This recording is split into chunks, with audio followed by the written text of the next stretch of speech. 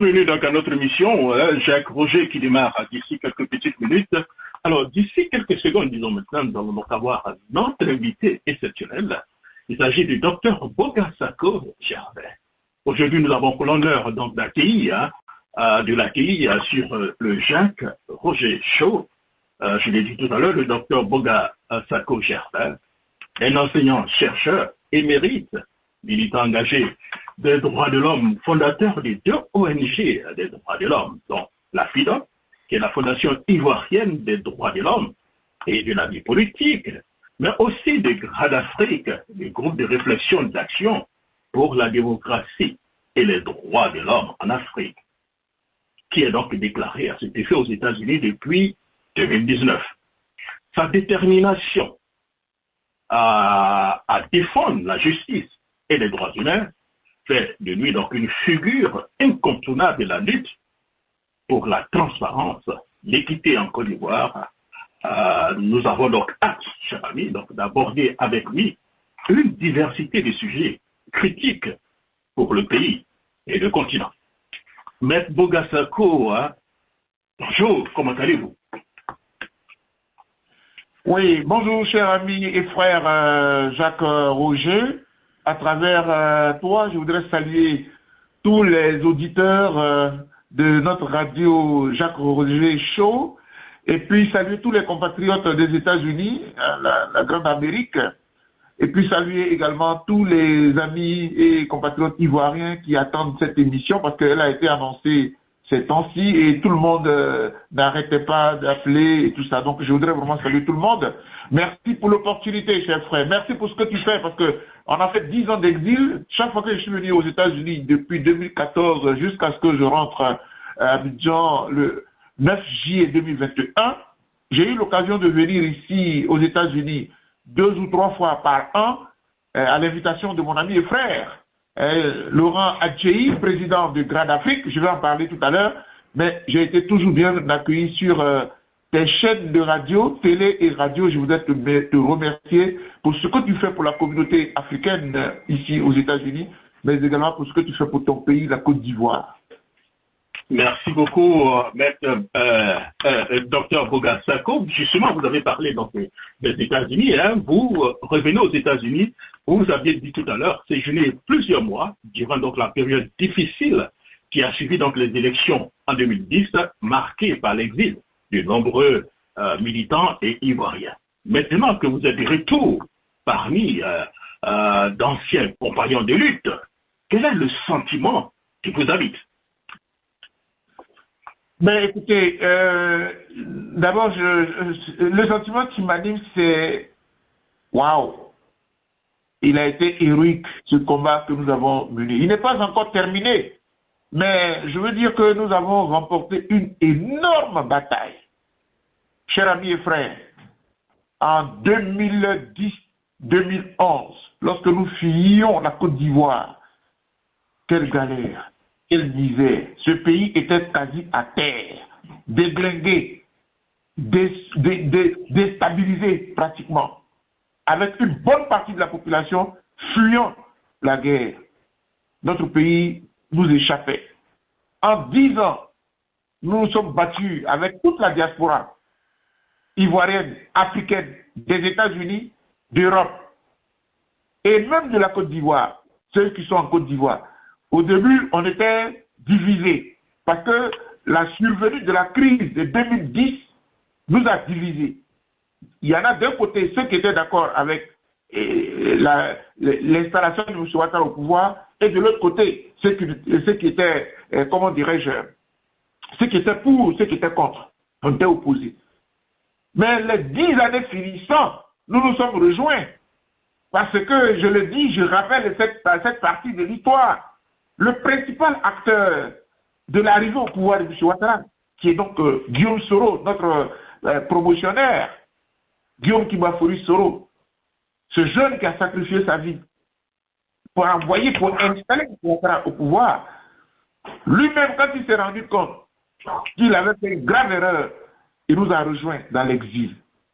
À partir de ce moment-là, la vérité a commencé à éclore. Et donc, quand je reviens ici, c'est toujours un sentiment, un peu de fierté, mais en même temps aussi de pincement au cœur, parce que de gâchis. On aurait pu faire autrement. On aurait sauvé des vies humaines. Qu'on aurait pu sauver notre pays. Bon, tout ce que Dieu fait est bon, comme disent les saintes écritures, Dieu l'a fait. On ne va pas rester là à pleurnicher. Maintenant, bâtissons l'avenir. Et donc, là où l'entretien d'aujourd'hui reste d'actualité et d'importance, c'est parce qu'il y a 2025 qui arrive demain. Est-ce que les mêmes erreurs de 2010 ne vont pas ressurgir en 2025? Là se trouve notre combat.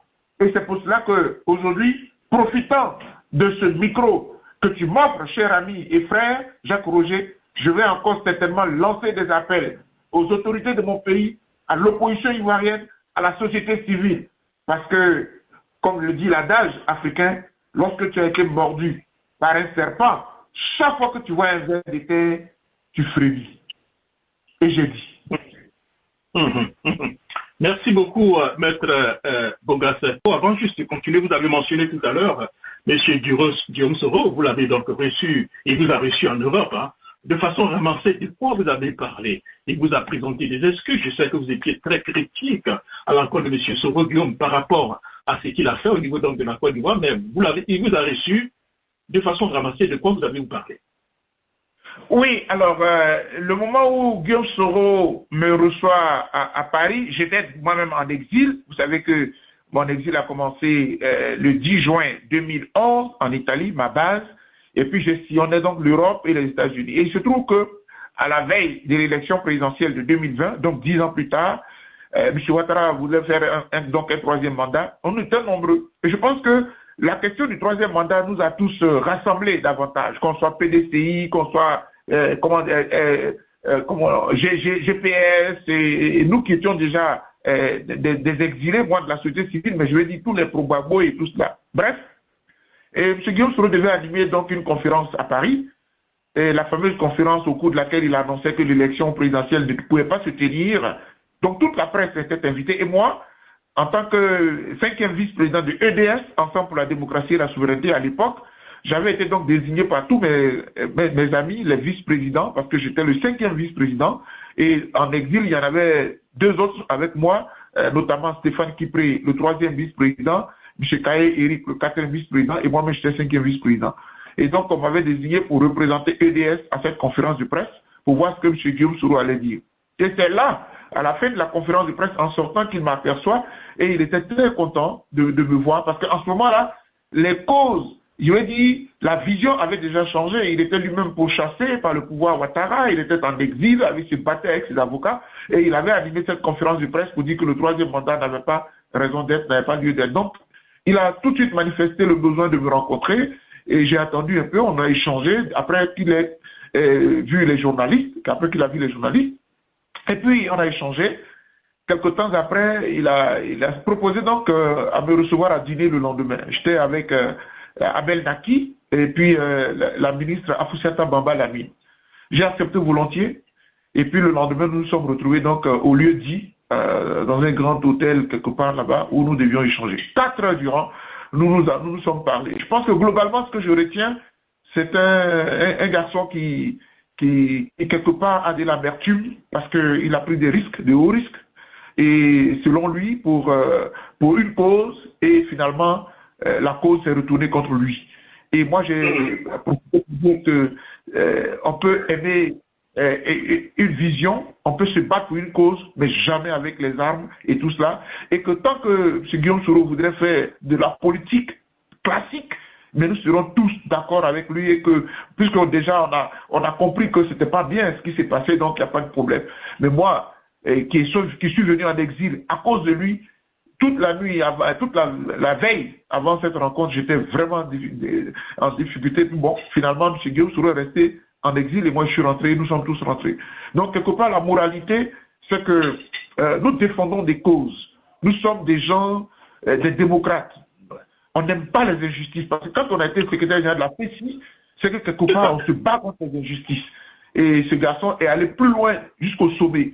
Mais quand il voit les retombées aujourd'hui, là où il se trouve, traqué par ceux pour qui il s'est sacrifié, je dis ça n'en valait pas la peine. On peut faire autrement. Faisons la politique autrement. Menons nos actions autrement. Battons-nous pour nos populations autrement que par les armes. Parce qu'au fond, ce que je disais hier, c'est que les rébellions, les armes n'atteignent jamais la cible.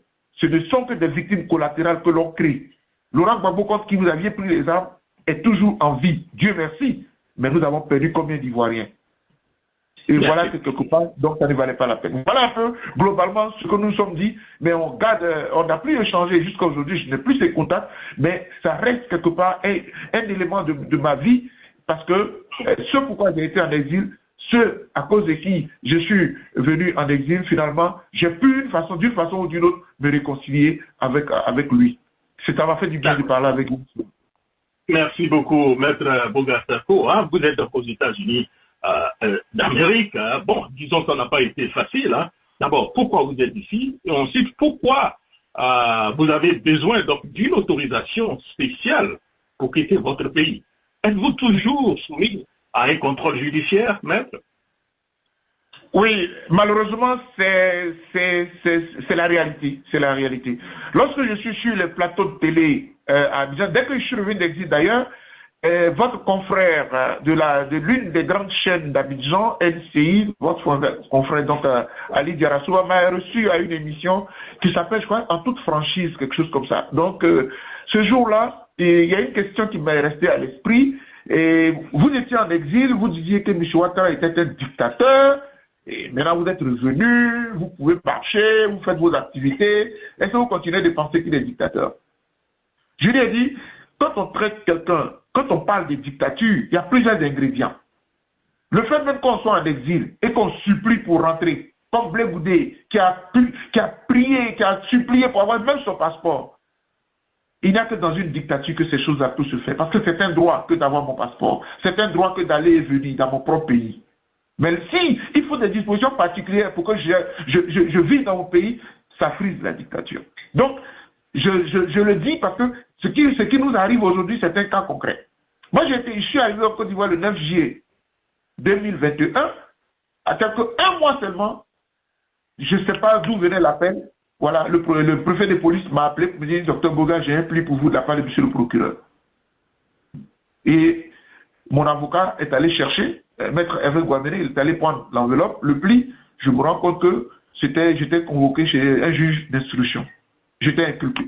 Et donc, c'est le juge d'instruction qui m'a inculpé. Et en fait, il s'agit de la même procédure du troisième mandat. Mais le troisième mandat, là, nous avons deux lectures différentes. La lecture de M. Ouattara et de son équipe, avec ses avocats, ses jurys, les Bakongo et autres, et qui ont menti aux Ivoiriens, qui leur ont dit que le changement de constitution n'avait rien à voir avec la question des mandats, que c'était bloqué à 2 et que M. Ouattara avait fini, etc., etc.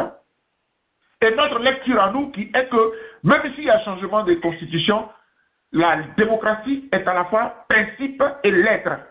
Et le principe de la démocratie de base fondamentale, c'est l'alternance au pouvoir. Donc je ne peux pas accepter que, parce qu'on a changé une constitution, ce qui est d'ailleurs même interdit par les principes de la CEDEAO, les principes de la bonne gouvernance, bref, c'est pour ça qu'on m'a placé sous contrôle judiciaire. Donc, le juge me disait que j'avais tenu des propos, j'avais appelé à la désobéissance civile, etc. Je lui ai dit, moi, je t'en ai dit, toutes mes vidéos sont là, vous pouvez vérifier. Et que même j'avais même soutenu le CNT, le Conseil national de la transition, etc. Voici les faits pour lesquels on m'a inculpé. Et donc, je suis sous contrôle judiciaire, j'ai été placé sous contrôle judiciaire. Chaque fois que je dois sortir du pays, je demande l'autorisation. Récemment même, j'ai écrit encore au juge parce que on m'avait donné jusqu'au 7 octobre pour rentrer. Voilà, malheureusement, je suis arrivé aux États-Unis ici le 3 parce que j'ai passé un peu plus de temps entre Paris et le Danemark et l'Italie et Florence. Donc, finalement, je ne suis pas resté, je suis pas venu assez tôt, donc j'ai dû écrire au juge pour demander une prorogation. Voilà un peu la réalité que nous vivons. Donc, quand nous parlons, quand nous critiquons, ceux qui veulent nier la réalité, qui considèrent que, parce que M. Ouattara a fait des routes, il a fait des ponts, c'est le meilleur au monde, j'ai dit sur la question des droits de l'homme, il y a beaucoup à dire. Et je ne suis pas le seul sous contrôle judiciaire. Bassem Pilcherik Balé est sous contrôle judiciaire. La plupart des personnalités politiques de la Côte d'Ivoire, les Guikawe, l'ancien maire de Bassam, tous ces gens-là, tous ceux qui ont eu à parler, même Afik Descent, tous ces gens qui ont parlé contre le troisième mandat sont placés sous contrôle judiciaire avec un même dispositif bateau, atteinte à la sûreté de l'État, terrorisme, destruction des biens, etc., etc. Ça ne vaut pas la peine. Je n'étais même pas en Côte d'Ivoire. Vous voyez? Mais je pense qu'ils finiront par comprendre que tout ça va se régler. Donc voilà la réalité. Voici la réalité de notre pays dans laquelle nous sommes. Merci beaucoup, maître. Vous parlez donc des droits de l'homme en Côte d'Ivoire. On va un peu faire un petit point par rapport un peu à ça. Hein. En tant que fondateur de la FIDOP et des Grands d'Afrique, pouvez-nous quand même nous parler du travail et de ces, si vous voulez, de cette fondation en Côte d'Ivoire et l'évolution au fil donc, des années en Côte d'Ivoire? Très bien. Écoutez, quand j'ai commencé la question des droits de l'homme en 1994, étant étudiant à l'université de Bouaké, j'étais en année de licence, en troisième année donc universitaire, lorsque j'ai commencé la question des droits de l'homme, le gros reproche, quand on faisait le bilan du pouvoir de notre premier président Félix Houphouët-Boigny, qui était déjà parti en 1993, nous on a commencé l'université en 1992 par là, et donc, quand nous analysions son pouvoir, on estimait que le président Houphouët a bâti la Côte d'Ivoire moderne.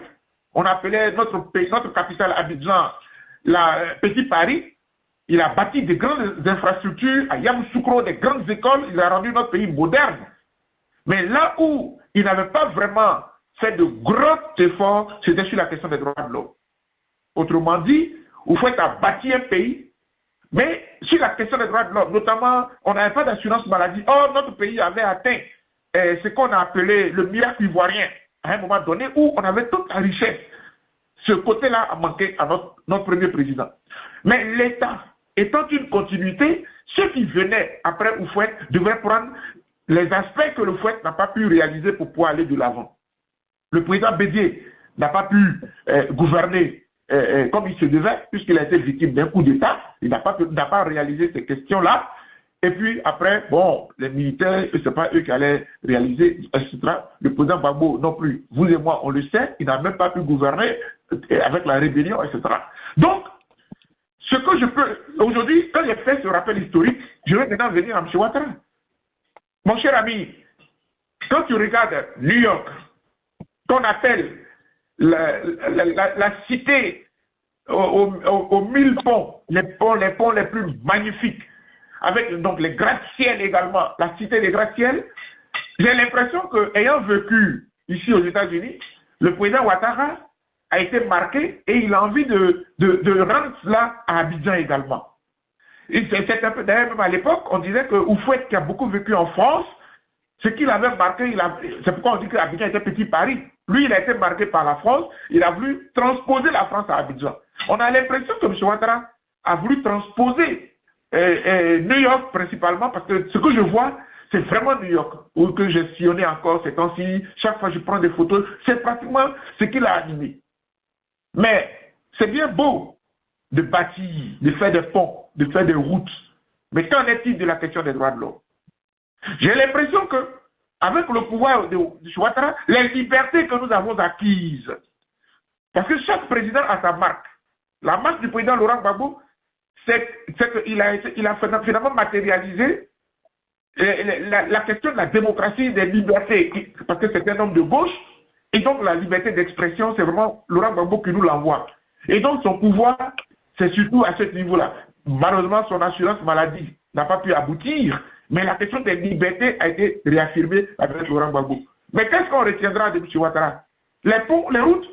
Oh, mais les ponts, les routes peuvent disparaître demain. Il suffit d'une tornade dangereuse. Même regardez en Floride, ce qui se passe avec la tornade. qui détruit même des bâtisses. Tout ça, c'est éphémère.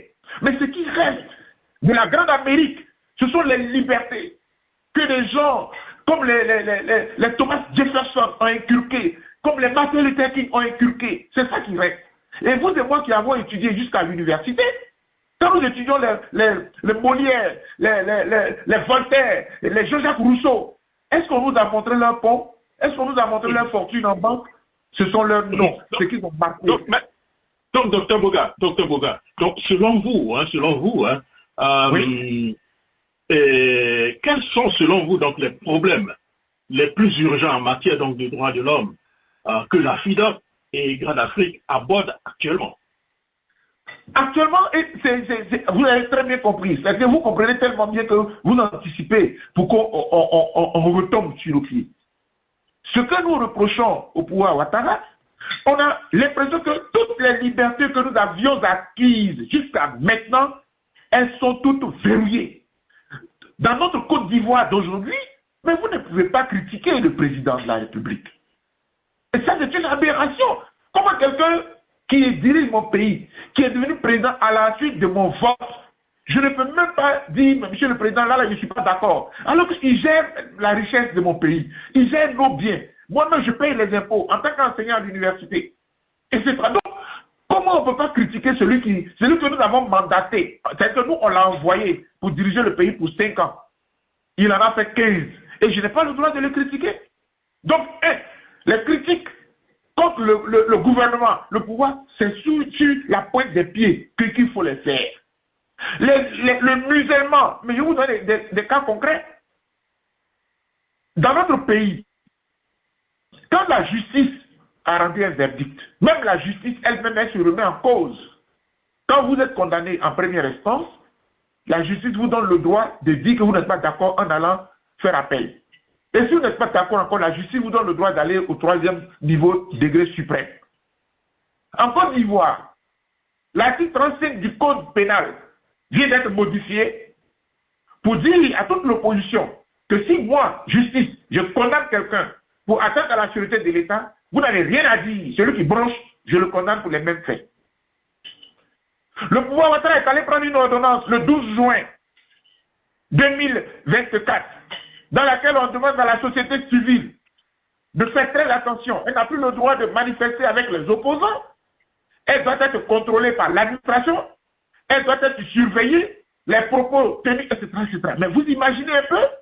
Vous ne financez pas. Moi, personne ne me finance. Pourquoi vous voulez me contrôler? Est-ce que moi, je suis irrévérencieux? Est-ce que je viens insulter une autorité? Je ne fais que dire ce que disent les textes du pays qui ne sont pas respectés. Donc, musulmans de l'opposition, d'un point de vue juridique, musulmans de la société civile, mais dans mon pays, il n'y a pas de marche. Sauf pour les plaisanteries, pour danser, les matchs pour le football, voilà. Mais il n'y a pas de marche pour la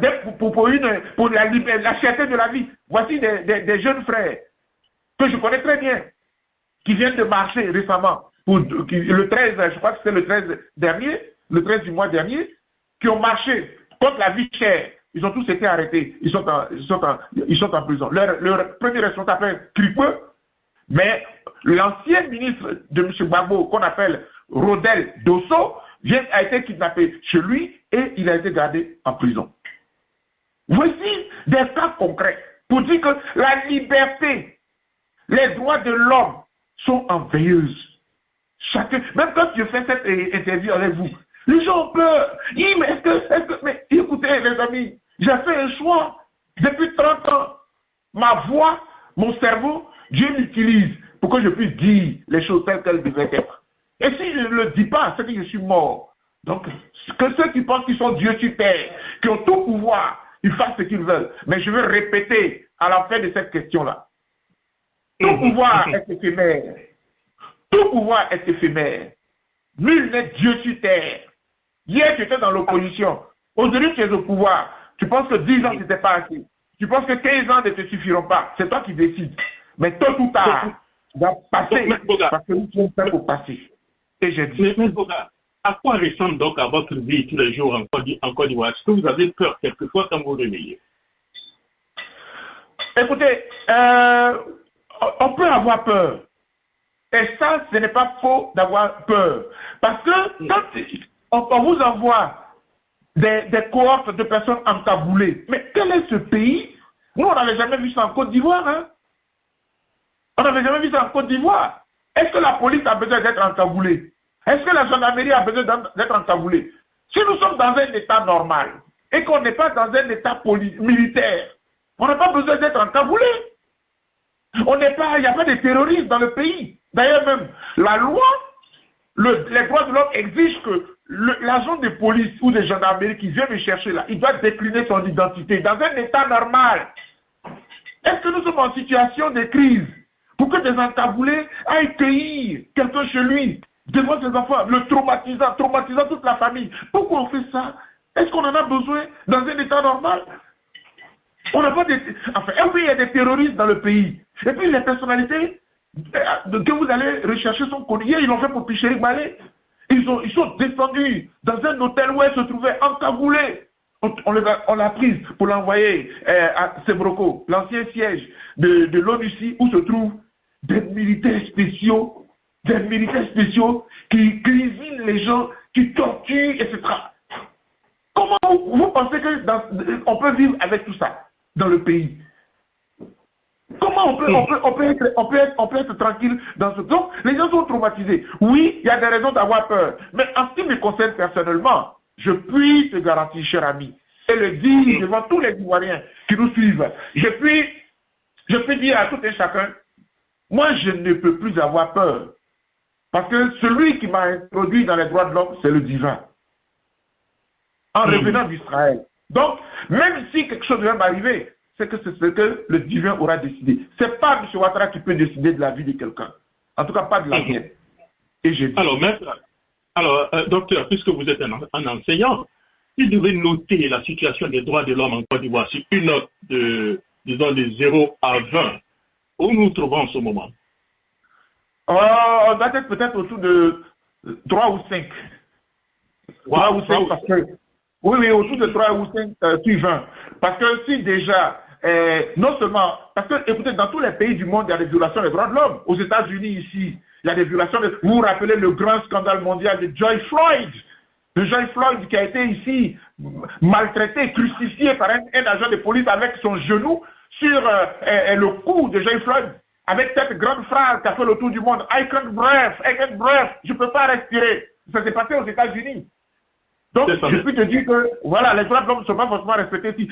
Pas plus tard qu'aujourd'hui, vous et moi, on fait cette émission, mais là, à côté de nous, au Canada, voici la jeune Alexandra qui a été tuée. On n'est pas en Afrique, dans la barbarie, on est quand même dans l'un des pays les plus occidentalisés, les plus développés, les plus démocratiques, comme le Canada. Et elle a été tuée. Donc, aucun pays n'est champion dans les droits de l'homme, même si, depuis la déclaration d'indépendance américaine, le 4 juillet 1776, les États-Unis se considèrent comme l'un des pays phares, pionniers des droits de l'homme. Mais ici aussi, les droits de l'homme se violent. Mais en Afrique, dans mon pays, la Côte d'Ivoire en particulier, ce qui est dangereux, c'est qu'on peut tuer en toute impunité, on peut brimer toutes les libertés de tout un pays en toute impunité. On fait la loi, on fait la pluie et le beau temps. Je parle, tout le monde se tait. C'est dans ça que nous sommes. C'est pour ça que quand je donne la note de 3 ou de 5, c'est un bon essai. Même vous faites Boigny, depuis les scandales de Guédier en 70, et puis les scandales de Boisseau, dans la même période de 70, on n'a plus vu un Oufoué vraiment venir interdire les libertés. Sinon, Laurent Gbagbo n'allait pas exister. Voilà. Mais aujourd'hui, c'est vraiment dangereux. Merci beaucoup. Nous allons donc clore un peu le chapitre des droits de l'homme, parce que nous avons beaucoup de sujets à débattre. Revenons donc au niveau donc, de la France-Afrique et les déclarations de Robert Bourgi, malheureusement. Je crois que vous vous êtes déjà prononcé, mais pour ceux qui ne nous ont pas encore suivis, on peut dire récemment, M. Bourgi a évoqué donc, les fameuses valises d'argent que donc, le président africain aurait offert donc, aux leaders français. Que pensez-vous donc de ces révélations, maître? Oui, merci beaucoup. C'est-à-dire que, oui, d'abord, pour nos téléspectateurs, le fameux Robert Bourgi était quand même un conseiller officieux de M. Nicolas Sarkozy. Et c'est M. Bourgi, il est vraiment, depuis lors, il travaille dans la France-Afrique, il est l'homme des mallettes, l'homme des couloirs, de tous les dirigeants occidentaux. Et donc, les révélations qu'il a faites, moi je les prends de deux ordres. C'est vrai que ce que vous évoquez, ce que tu évoques là, c'est un ordre. La question des valises qui a été transmise, j'en dirai un mot pour la première fois aujourd'hui, mais il y a aussi et surtout la question de l'élection présidentielle de 2010 en Côte d'Ivoire. Qui a gagné l'élection présidentielle? Parce que c'est une élection d'abord qui a causé des milliers de morts. On parle officiellement de plus de 3000. Mais nous, en tant que défenseurs des droits de l'homme, on chiffre entre 5 et 7. On reviendra à ça tout à l'heure. Donc on va rester un peu sûr. D'accord, allez-y. Que pensez-vous donc des révélations? Oui, mais sur la question des mallettes d'argent, etc. C'est-à-dire que M. Robert Bourgi nous révèle qu'à la vérité, aucun dirigeant finalement en Afrique n'est libre. Aucun dirigeant ne peut résister à la France-Afrique. Pas même celui qui peut se nommer Laurent Gbagbo. Parce que les Laurent Gbagbo, leur génération, ce sont des gens qui n'aimaient pas forcément la France et qui veulent la souveraineté. Beaucoup, et on a présenté M. Laurent Gbagbo comme un souverainiste, comme un nationaliste, un populiste, etc. Donc, comment se fait-il qu'un tel président, élu, il devient celui qui donne jusqu'à 3 millions de dollars, ouais, c'est ça, c'est 3 millions de dollars, comment dirais-je, oui, je crois, c'est exact, oui, à la France. C'est-à-dire que ce qu'il a tout le temps dénoncé, comment il a pu le faire? Mais c'est là maintenant qu'on s'est dit, mais à la vérité, comment ça se passe avec cette France? Comment est-ce nos dirigeants? Et nous qui sommes là toujours en train de dire, nos dirigeants sont incapables et tout, mais on comprend aujourd'hui avec M. Robert Bourgi qu'il y a un étau à la vérité, qu'il y a une épée de Damoclès qui plane sur eux. Quand ça ne marche pas, on te tape. Et même parfois, ça a marché. Quand vous prenez le pouvoir de M. Laurent Gbagbo, c'est sur M. Laurent Gbagbo que oui, les grands marchés à la France ont été reconduits. D'ailleurs, même le M. Laurent Gbagbo, là, sa première épouse n'était-elle pas française? La mère de Michel n'était-elle pas française? Donc, à la vérité, ce n'est pas que Laurent Gbagbo avait quelque chose contre la France. Mais le peuple français peut être ami à nous. Mais j'ai un pays à diriger. J'ai du cacao à vendre mon pays. J'ai mon pays à développer. Et ce n'est pas la France qui doit me dicter. Ça, déjà, la France n'aimait pas. Et quand il a senti qu'il allait être dégommé, il a donné les valises. Le résumé, c'est que si nous voulons combattre la France, il faut d'abord s'assurer que vous avez des alliés de la même hauteur, sinon plus que la France, avant d'attaquer la France. Moi, la moralité que je tire de cette affaire, c'est que le président Laurent Gbagbo avait pris de grands risques, sans s'appuyer d'abord sur une puissance qui était soit égale ou supérieure aux États, à la France. C'est ce que nos voisins ont compris, les pays de l'AES là. Qu'est-ce qu'ils ont fait? Ils parlent aujourd'hui, ils existent, mais qu'est-ce qu'ils ont fait? La première des choses, ils se sont trouvés un allié qui s'appelle la Russie. Et à cause de cet allié, à cause de la présence de cet allié, la France elle-même, si elle voulait agir, elle est freinée. Nous, ça nous a manqué. C'est pour ça qu'on a dégommé notre président aussi facilement, on l'a humilié, on nous a vilipendé, pour que 10 ans plus tard, on vienne nous sortir la vérité. Il avait gagné les élections, et en plus... Docteur Bouga, oui. Est-ce que vous croyez que ce genre de pratique influence encore la politique africaine aujourd'hui? Est-ce qu'aujourd'hui, mais on a fini avec l'époque de Laurent Gbagbo. Parce que si vous comprenez très bien, mon cher Jacques Roger, nous sommes une nouvelle mentalité. Nous sommes une nouvelle génération.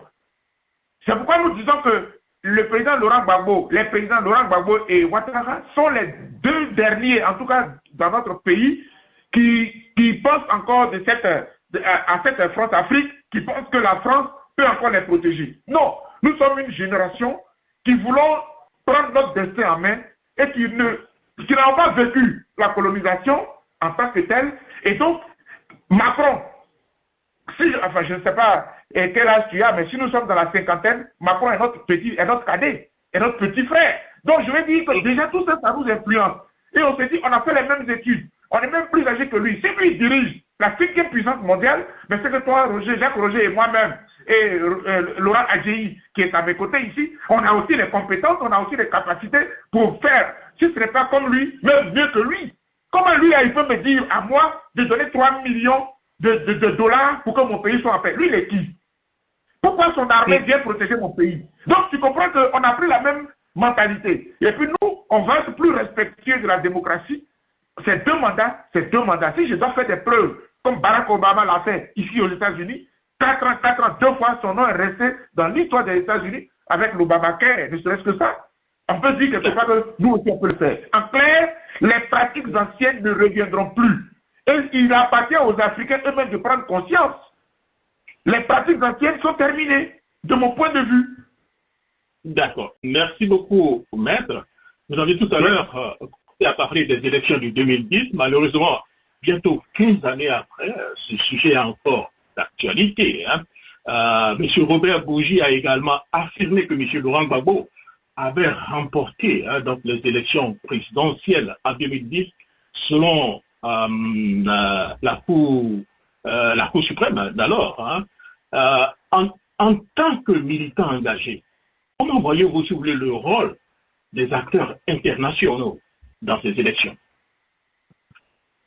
Oui, merci pour la question. Moi, de toute façon, je vais faire court sur ce débat-là, parce que j'ai été un acteur. J'ai choisi un camp. Moi, j'ai choisi le camp du Conseil constitutionnel. Même si le Conseil constitutionnel avait fauté sur l'article 64 de l'ancien code électoral qui disait qu'il fallait reprendre toute l'élection, le Conseil constitutionnel n'a pas respecté cela de façon stricte. Mais en tant que juriste, le président du Conseil constitutionnel m'avait sorti comme ça cette expression-là. En droit, on dit que qui peut le plus, peut le moins. Donc, bref, pour ça, la communauté internationale qui avait le pouvoir d'intervenir en tant que comme certificateur, la communauté internationale a estimé que M. Ouattara avait gagné et que M. Laurent Gbagbo avait perdu les élections. Et ce n'est pas la position de la communauté internationale qui me dérangeait. En tant qu'universitaire, en tant que défenseur des droits de l'homme, ce qui me dérangeait, c'était le piétinement du Conseil constitutionnel et la décision du Conseil constitutionnel. Si nous sommes un État de droit, la décision même de l'ONU, comment on appelle ça, la résolution qui avait institué le certificateur disait que si le pays est fonctionnel, il faut respecter les institutions du pays et que le certificateur ne vient pas se mettre au-dessus. Mais bref, c'est un débat qui est derrière nous. Le mal que j'ai aujourd'hui, pourquoi ce gâchis? Pourquoi tant de morts pour rien du tout, finalement? Si M. Laurent Gbagbo avait gagné les élections et que vous avez souhaité forcément que M. Ouattara advienne au pouvoir, il fallait le faire autrement, en épargnant nos vies. Mais on ne peut pas faire tout ça et puis 10 ans après sortir un livre. Ils savent que je sais tout. C'est le titre du livre que Robert Bourgi a écrit. Ils savent que je sais tout. Donc tout ce que dit Robert Bourgi, c'est pour moi, je considère que ce n'est pas seulement un témoin, c'est aussi un acteur. Et le monsieur vous donne, il vous donne les faits, il vous relate les faits. J'étais dans le bureau de Sarkozy, il m'a demandé d'appeler M. Gbagbo, il m'a dit, etc., etc. Et moi, j'ai mal aujourd'hui. C'est pour ça que faisons en sorte que la communauté internationale ne vienne plus s'interposer dans nos élections. La question ma question, docteur, est-ce que vous pensez que la scène politique ivoirienne a véritablement évolué depuis ces événements? Malheureusement, vous avez vu que aujourd'hui j'ai fait une adresse spéciale au président de la République de Côte d'Ivoire, au président Laurent Gbagbo de l'opposition, ancien président, et à toute l'opposition ivoirienne. Parce que j'ai l'impression, hélas, que les mêmes ingrédients, les mêmes prémices d'hier, d'avant 2010, sont en train de se mettre en place. Souvent, quand on appelle la communauté internationale, quand le président Laurent Gbagbo appelait la communauté internationale hier, ce n'est pas des gaietés de cœur.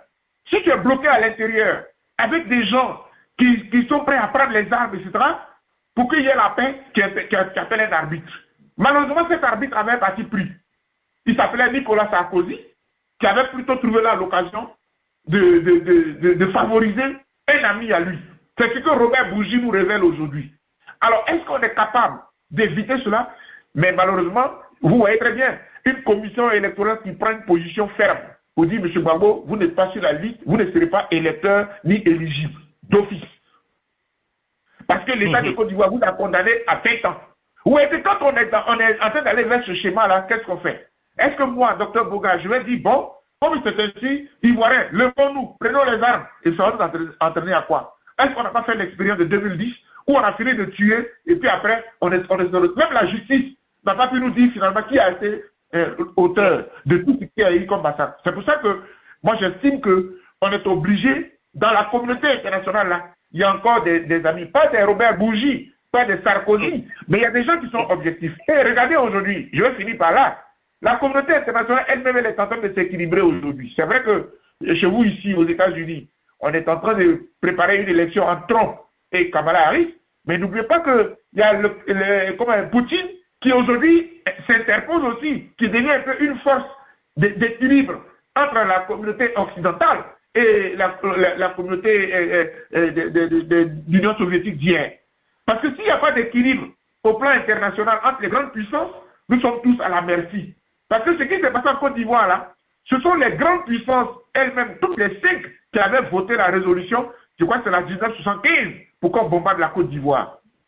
Dans le même contexte d'aujourd'hui, demander à la communauté internationale, à l'ONU, à New York ici, de prendre une résolution dans les mêmes circonstances pour aller bombarder Abidjan, ce ne sera plus possible. Je sais qu'il y aura au moins une voix qui va s'interposer. Si ce n'est pas Poutine, donc la Russie, ça va être certainement la Chine qui peut s'interposer. Donc, on ne peut plus revivre ce qu'on avait vécu hier. Merci beaucoup, docteur. Revenons donc en Côte d'Ivoire et maintenant parler donc des crises, hein, surtout la crise au sein de la FECI. La récente mort, disons, voire l'assassinat d'un candidat à la présidence, j'allais dire, de la FECI, a secoué, hein, continue de secouer le milieu étudiant en Côte d'Ivoire. Selon vous, hein, quelle est donc la racine de cette crise et comment les autorités et la société civile peuvent-elles agir face à la violence qui affecte, cher ami, hein, les mouvements estudiantins? Écoute, merci pour la question. Comment les autorités peuvent agir dans cette crise qui mine la FECI? Les autorités ont commencé à agir, mais elles ont déjà commencé à très mal agir. J'estime que la crise actuelle, avec la mort de cet étudiant Mars Agui, elle est assez grave parce qu'il y a mort d'homme. Donc, on a arrêté un certain nombre d'étudiants, dont le secrétaire général national de la FECI, M. Sié Kambou. Mais on ne s'est pas arrêté là. Le ministre de l'Éducation nationale, de l'enseignement supérieur, pardon, profite de ce drame-là, vider les cités universitaires, profiter pour régler les problèmes qui persistaient dans l'université, alors que les cités universitaires, là, elles ont un but. Hein. À l'université, vraiment, il y a des enfants démunis, dont les parents se trouvent à l'autre bout du monde, dans le pays, et qui n'ont même pas un parent à Abidjan. Les cités universitaires deviennent leur famille. On les a tous vidés des cités. Et puis donc, ce que je veux dire, il y a la réaction disproportionnée du pouvoir qui profite d'un drame pour régler les problèmes. Or, mais le pouvoir lui-même, il s'est rendu toujours complice de la FECI. La FECI, là, elle a obtenu une cité, un bureau, son bureau dans la cité, enfin à l'université là-bas. C'est le ministre Diawara lui-même, l'enseignement supérieur, qui a contribué, qui les a installés. Il y a lui-même la pose, la première pierre, les images existent. Donc, en fait, les gens aiment la FECI quand ils peuvent dompter ce monstre en leur faveur. Dès l'instant où ils ne contrôlent plus la structure, ils préfèrent la détruire. Le secrétaire général de la FECI, M. Sié Kambou, parce que je les connais un peu, ces jeunes-là, je l'ai invité lors du colloque qui a été organisé à Abidjan, à l'université de Cocody, le vendredi 5 juillet 2024, à la faveur de mes 30 ans dans les droits de l'homme et de mes 15 ans à la tête de la FIDOP, avant que je ne me retire de la présidence de la FIDOP aujourd'hui. Et il a prononcé un discours. Et à la fin de ce discours, ce jeune homme nous a dit, messieurs les défenseurs des droits de l'homme, parce que nous, on était tous là, il y avait moi-même, président de la FIDOP et de Grad Afrique, fondateur de Grad Afrique. Il y avait Picheri Balé qui était là, la présidente des femmes juristes de Côte d'Ivoire. Il y avait l'ancien président de la Lido. Il y avait Mme Simone Gbagbo. Il y avait cette personnalité dans la salle. Et le jeune homme a dit, ils sont en train de m'attaquer parce que je ne voudrais plus que la FECI soit à la disposition d'aucun homme politique. Et je ne voudrais plus que la drogue rentre dans notre cité universitaire. Pour ça, on veut m'attaquer. On a brimé certains nombre de mes amis, on en a mis en prison. Aidez-moi. Parce que demain, vous allez dire que c'est la FECI qui a paralysé l'école, etc. Il avait dit ça en public. Et malheureusement, ça n'a pas manqué. Chers amis, on est sur une chaîne de radio. Toutes les informations que nous recevons en tant que défenseurs des droits de l'homme, on ne peut pas les prendre pour monnaie courante. C'est pour ça que souvent, on préfère couper court et de lancer un appel en disant « j'interpelle les autorités ». Parce que vraisemblablement, il y a comme un combat entre les autorités pour le contrôle de la FECI. Parce que ce qui se passe, voilà, parce que ce qui se passe aujourd'hui, ce n'est pas une grève, ce n'est pas un conflit estudiantin, c'est une question de leadership. Il y a des clans qui sont pilotés, téléguidés et qui s'affrontent. Voilà, c'est pour ça que, en intervenant sur cette question, je lance un appel aux autorités. Aujourd'hui, la justice va rentrer en ligne des comptes. Parce que si Ekambou va être jugé, il a été changé de sa cellule, il était à l'ancienne Maca, je crois qu'on l'a envoyé vers une destination inconnue. Vous voyez? Donc tout ça, dans le contexte qui prévaut, nous sommes avant une élection présidentielle, j'estime que ce sont des questions qu'il faut éviter pour ne pas donner l'occasion à notre pays de connaître quelque violence que ce soit.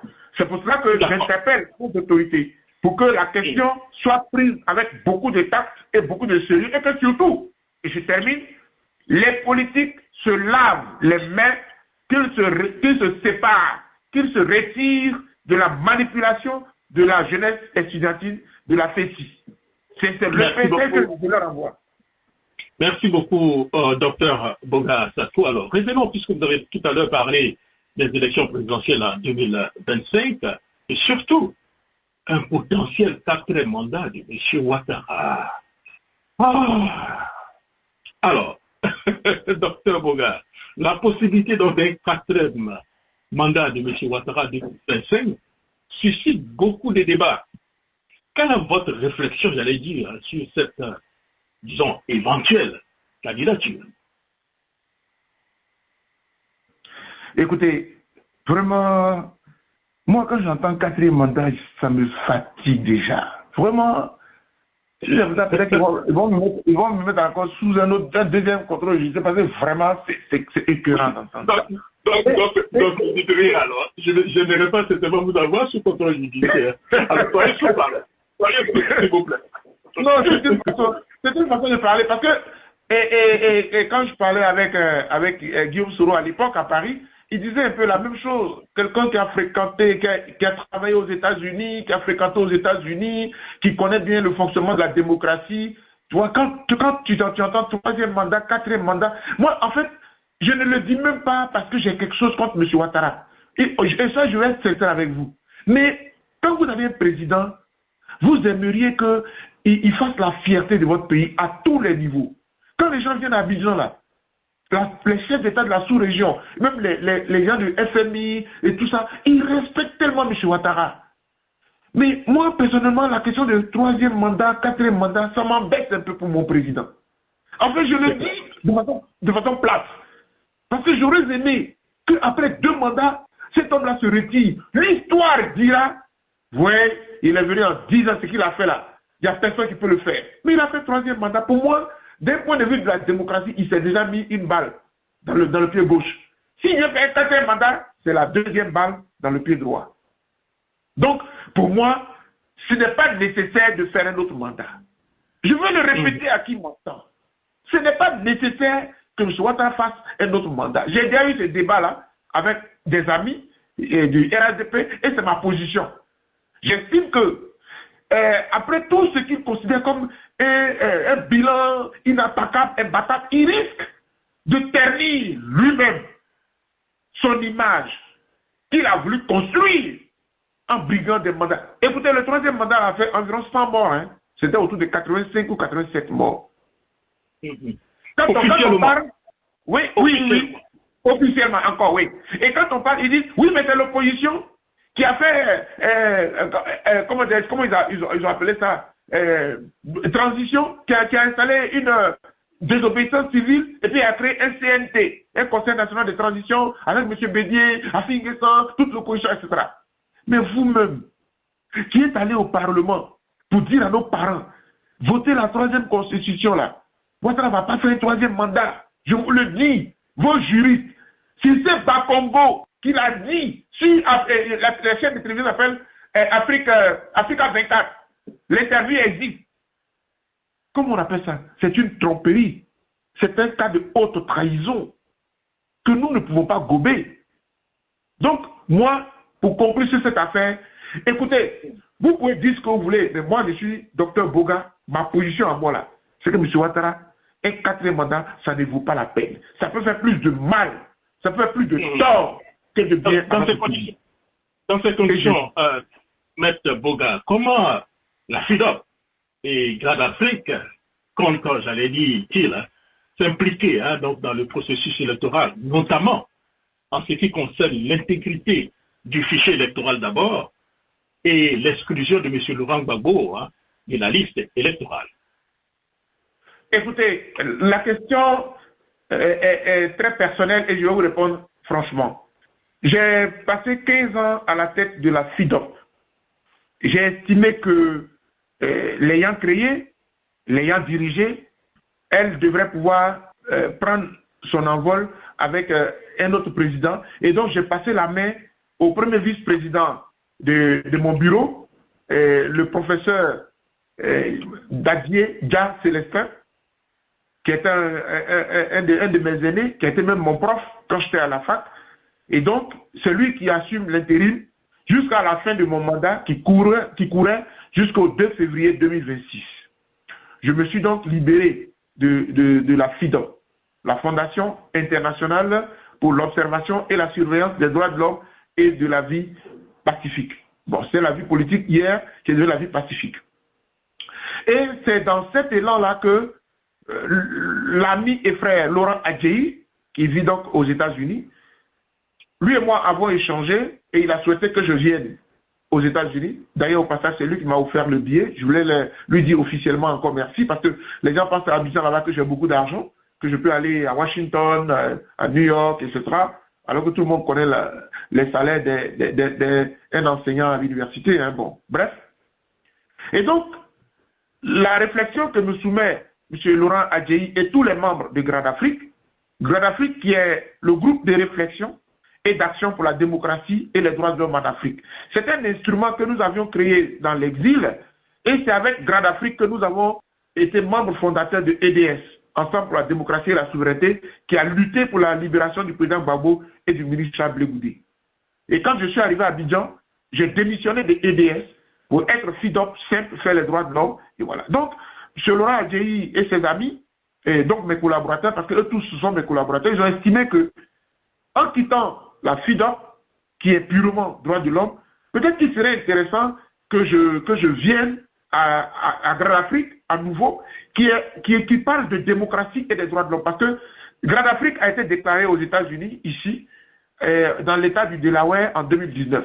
Et le président international, c'est Laurent Adjei. C'est lui que j'ai coopté pour diriger Grad Afrique. Et moi, j'en étais le président de Côte d'Ivoire en étant en exil. Je fais toutes les conférences au monde. Donc, aujourd'hui, on a eu une rencontre et il me sollicite. Mais je ne peux pas leur donner la réponse tout de suite. Parce que, cher ami Jacques Roger, je ne peux rien devenir en dehors des droits de l'homme. Tel que je suis conçu, ce n'est pas pour aller dans un parti politique. Parce que j'ai horreur de la dictature et du culte de la personnalité. Je veux avoir ma liberté de penser et ma liberté d'agir. Et dans les droits de l'homme, je jouis de cette liberté-là. Je peux être un soutien de M. Laurent Gbagbo. Mais si M. Laurent Gbagbo pose un acte qui n'est pas en conformité avec les droits de l'homme, je dois avoir la hauteur d'esprit, la grandeur et trouver les mots pour dire au président Laurent Gbagbo, ça, je ne suis pas d'accord. C'est ce que je fais aujourd'hui avec M. Ouattara. M. Ouattara, que nous avons hier, pour qui nous sommes battus aussi, pour que ces droits soient respectés et qu'on fasse au moins l'équilibre des choses. Lorsqu'il a évoqué la question de sa mère qui a été, etc. Bref, Mais aujourd'hui, c'est le même Ouattara à qui je dis, attention, il y a des lignes rouges, les libertés sont violées et on n'est pas d'accord avec ça. Donc, cher ami, je pense qu'en rentrant à Abidjan, je devrais pouvoir réfléchir avec mon entourage pour voir quelle suite donner à cette requête de Grande Afrique. Parce que 2025 ne va pas arriver sans nous. Nous avons notre mot à dire. Regardez ce qui se met en place. Il faut qu'il y ait une voix de la société civile qui se lève. Certains amis de la société civile que je respecte, parfois n'ont pas l'audace de parler aux dirigeants.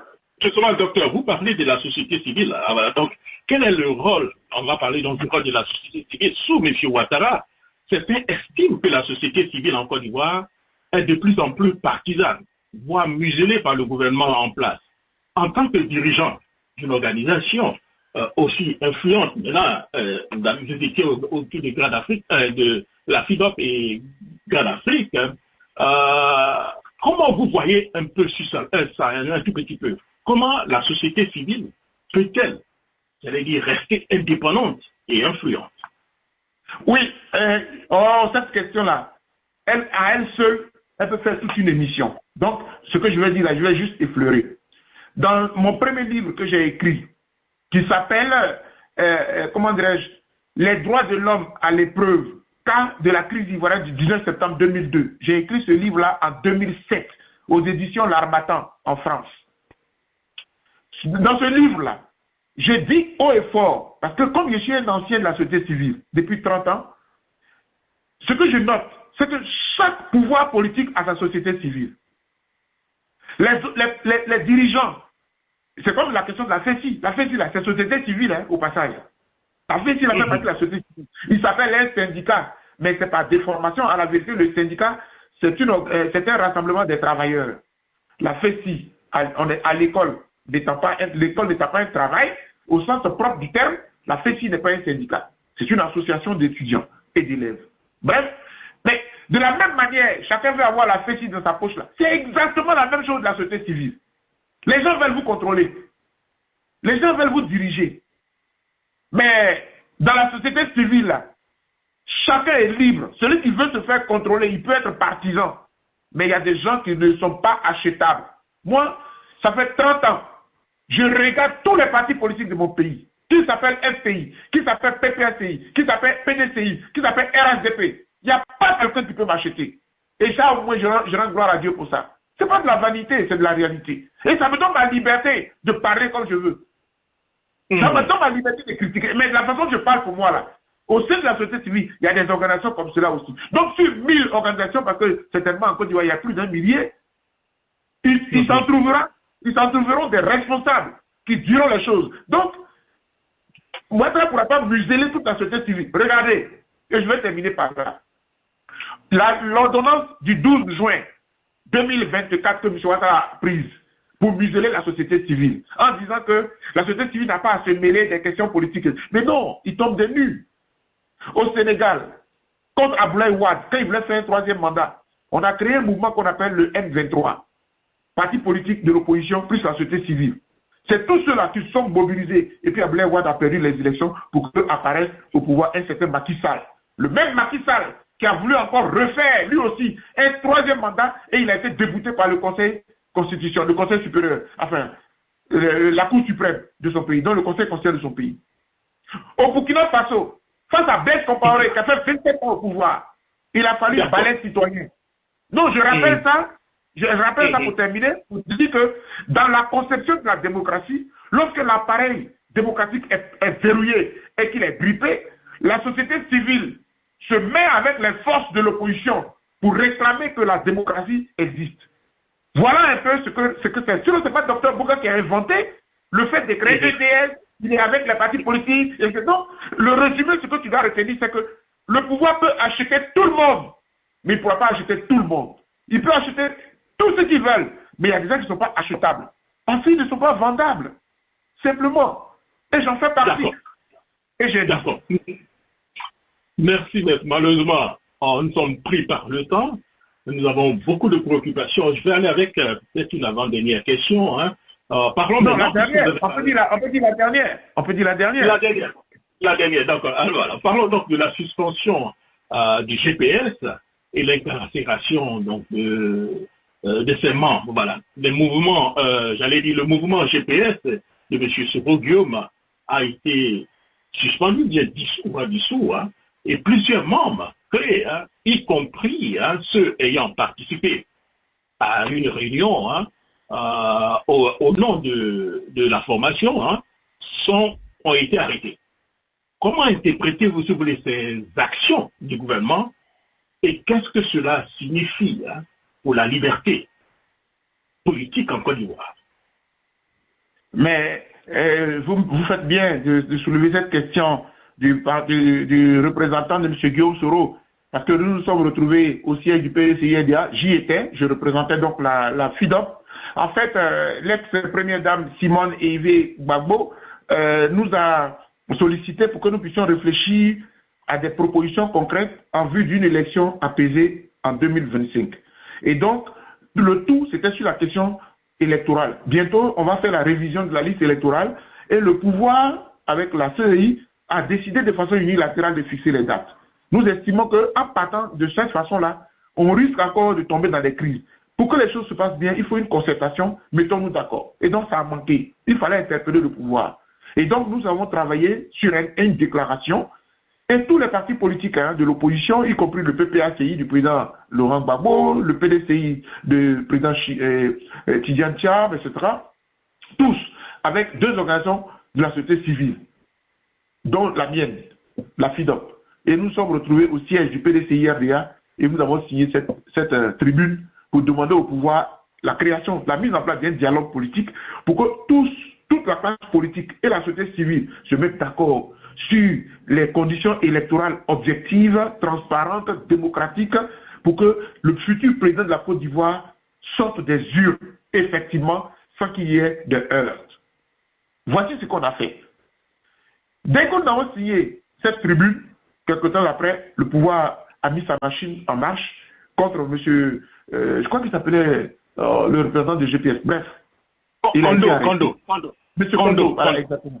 Merci beaucoup. Donc, monsieur Kondo a été arrêté. Et donc, à ce moment-là, vous voyez que toute la société civile, même la Côte d'Ivoire tout entière s'est dit, mais qu'est-ce qui se passe? Alors, ils ont rappelé qu'il y avait une condamnation en première instance de la dissolution de GPS, de M. Guillaume Soro. Son avocat même est venu nous a expliqué. Bon, là encore, ce sont les deux écoles de droit. L'école classique que nous autres, on a lu, sans avoir, on n'a pas besoin forcément de faire du droit, mais le juge nous dit que nul n'est censé ignorer la loi. Donc nous lisons la loi, nous comprenons très bien la loi. Et en la matière, si on te condamne en première instance, la condamnation n'est pas définitive. Donc tu continues d'exercer puisque tu as fait appel. En Europe, ici, vous êtes aux États-Unis, vous connaissez le principe. Une personnalité est condamnée en première instance. Quand tu fais appel, tu gardes toujours ta liberté et on va en appel. Même en appel, tu es condamné quand tu fais toujours troisième recours pour dire la Cour suprême. Voilà comment les choses fonctionnent. En Côte d'Ivoire, on dit tu es condamné en première instance, tu es condamné. Donc voilà comment finalement M. Kondo a été arrêté. Et nous avons manifesté notre mécontentement. Mais ma conclusion, c'est que, cher ami, j'ai fait 30 ans de défense des droits de l'homme. Les 15 dernières années où j'étais président de la FIDOP, je les ai passées finalement à critiquer le même pouvoir de M. Ouattara pendant 15 ans. J'estime que la voix et la parole et la réflexion que le divin me donne pour pouvoir me battre, parfois ça s'avère insuffisant. C'est pour cela qu'on appelle à un vrai changement démocratique.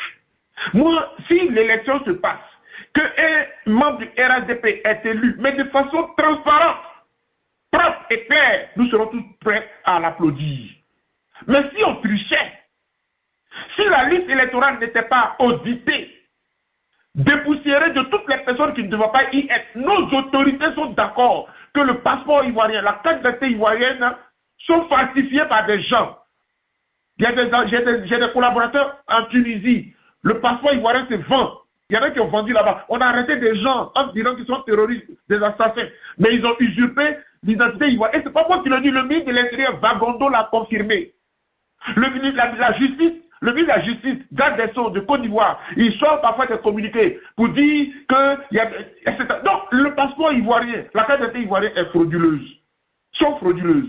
Mais dans ce cas-là, cette fraude-là, c'est qu'elle se retrouve sur la liste électorale. Si vous êtes capable de le faire sur les passeports et sur les cartes d'identité des gens, si des non-ivoiriens peuvent s'arroger la carte d'identité ivoirienne et le passeport ivoirien, mais c'est que sur la liste électorale, il y a des non-ivoiriens. Demandez de faire l'audit, mais ça dérange qui? Pourquoi il y en a qui ne veulent pas qu'on le fasse? C'est qu'il y a anguille sous roche. Et nous, on ne peut pas l'accepter. Avec cette émission, j'ai pu dire ma vision de la Côte d'Ivoire. Les élections de 2025 doivent être transparentes, doivent être démocratiques pour que le meilleur gagne. Vouloir tricher, vouloir piper pour s'imposer au pouvoir, les Ivoiriens ne l'accepteront pas. C'est pour cela qu'aujourd'hui, devant la crise qui a commencé avec le président Gbagbo, qui n'est pas sur la liste électorale, le président de la CEI, qui se présente comme un avocat du pouvoir, défenseur de la position du pouvoir, qui extrait le président Laurent Gbagbo, et justement, parce que ce monsieur a été acquitté de la Cour pénale internationale, il n'y avait plus raison de le clouer dans un procès alors qu'il était absent et de le condamner à 20 ans, simplement parce qu'on veut le rendre inéligible. Ce n'est pas juste, je le dénonce. Mais quand je le dis pour le président Gbagbo, je le dis aussi pour le ministre Charles Blé Goudé. Dans les mêmes conditions, dans les mêmes circonstances, il est acquitté à la Cour pénale internationale, vous le condamnez ici à 20 ans. Donc toutes ces questions-là, on ne peut pas être d'accord avec. C'est pour ça que j'en appelle à la classe politique ivoirienne et à commencer par le président de la République lui-même, qui est président du RHDP. Monsieur le Président, c'est vous qui êtes le président de la Côte d'Ivoire. Quand c'est bon en Côte d'Ivoire, c'est vous. Mais quand c'est pas bon aussi, souffrez qu'on dise, c'est vous. Tout est dans votre main. Et je dis. Merci beaucoup, maître docteur Boga Sako Germain. Surtout, portez-vous bien. Vous avez dit exactement ce que vous avez sur le cœur. Je sais que vous avez déjà répondu à la question. Mais est-ce que vous n'avez pas quand même une petite crainte avant de rentrer à Abidjan, peut-être la semaine prochaine? Si, j'ai pas bien compris. Je dis, est-ce que vous n'avez pas une petite crainte de rentrer à Abidjan, peut-être la semaine prochaine, Non, c'est mon pays. Je n'ai rien fait de criminel. J'ai donné ma pensée. Jusqu'à preuve du contraire, on peut pas confisquer ma pensée. Elle reste ma pensée. Et j'ai pensé. La toute dernière question, maître, est-ce que l'ambition de diriger la Côte d'Ivoire vous anime à être le candidat à l'élection présidentielle en tant qu'homme de la société civile? Est-ce que ça vous tente un peu? Est-ce que quand vous vous rasez un peu quelquefois le matin, vous y pensez? Mais écoutez, on s'est battu pendant 30 ans et on continue de se battre pour qu'il y ait des conditions meilleures pour le meilleur candidat, pour qu'il y ait de meilleures élections. Toute notre génération, là, nous méritons de diriger. Donc, chers frères, c'est une question qu'il ne faut même pas poser. Cela va de soi. Et j'ai dit. C'est normal. Merci beaucoup, maître Boga, et surtout portez-vous bien. Et au revoir. Merci, frère. Merci, au revoir. Voilà, nous étions donc en direct depuis New York. Notre invité, c'est maître Boga Sako Germain, que vous connaissez très bien, hein, un habitué au Jacques Roger Show, et il a répondu sans poursuivre à nos questions. Et on aura la possibilité, vous étiez nombreux en ligne, vous avez voulu poser des questions, ça sera certainement une autre fois. Nous avons eu des contraintes de temps, et surtout au niveau de la technique, mais tout est bien qui finit bien. On aura la possibilité d'avoir maître une autre fois pour répondre à vos questions. Portez-vous bien, et au revoir, et surtout bon week-end.